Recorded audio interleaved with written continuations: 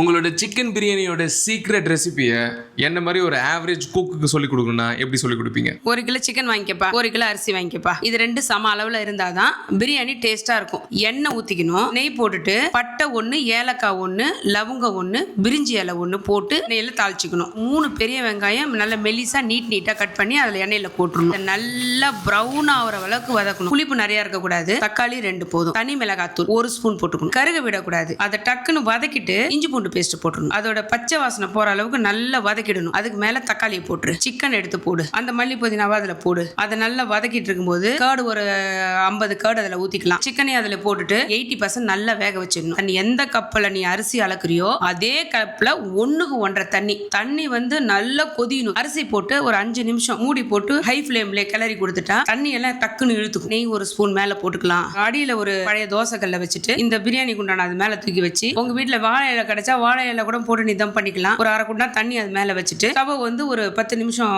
Low ஃபிளேம்ல வச்சிடணும். வெந்துட்ட பிறகு of பண்ணி 20 நிமிஷம் திறக்காதீங்க. ஓபன் பண்ணி பார்த்தா டக்குன்னு சர்வ் பண்ண எக்ஸலன்ட் பிரியாணியா இருக்கும். இது தமிழ்நாட்டு ஸ்டைல் தான். இந்த தம் போடாத பிரியாணி செய்யவே முடியாது. பிரியாணி ரெடி ஆயிடுச்சு. இப்போ டேஸ்ட் எப்படி இருக்குன்னு பார்த்துருவோம்.